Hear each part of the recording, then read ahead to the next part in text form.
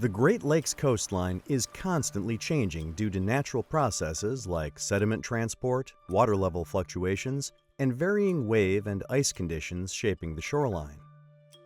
Understanding these processes is crucial for coastal decision-making and helps communities better protect people, property, and infrastructure from coastal hazards.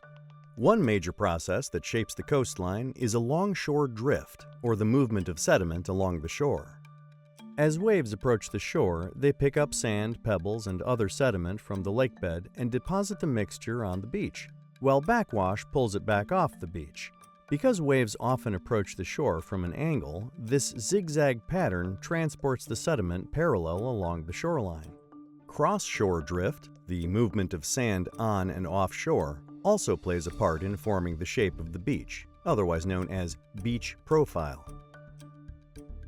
Notable changes in the beach profile can occur when water levels rise or fall. Well, water level changes have a lot of different impacts on the coast. For one, they determine where waves and currents interface with the coastal environment. But where water level is also dictates where sand wants to hang out. So the space for where sediment can go shifts with fluctuating lake level conditions. As water levels rise, the beach becomes inundated. Unprotected areas are exposed to wave action, and the profile typically shifts landward. Storms and large waves can further exacerbate erosion.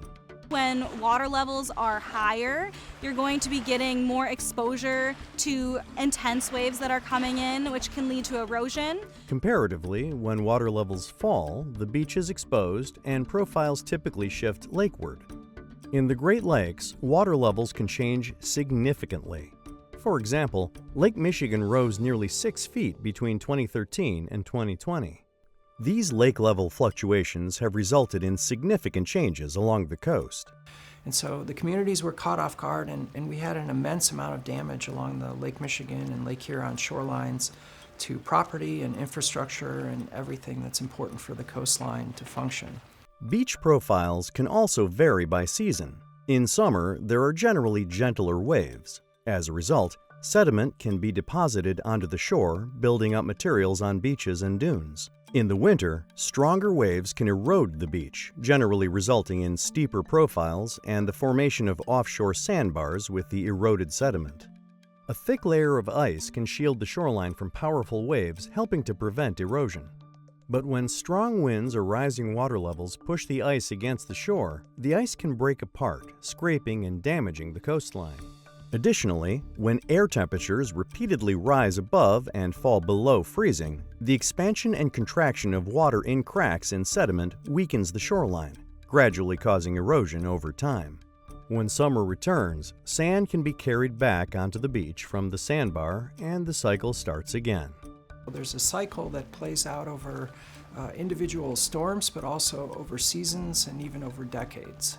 It is important to note water levels, wave and ice conditions, and sediment availability collectively influence how a profile changes over time.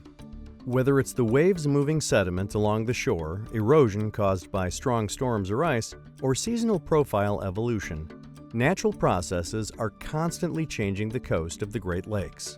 Through gaining a deeper understanding of coastal processes and their role in shaping the coast, we can better protect and sustain our shores for future generations. For further insight into this topic, feel free to explore the additional resources provided, including 2 videos on coastal structures.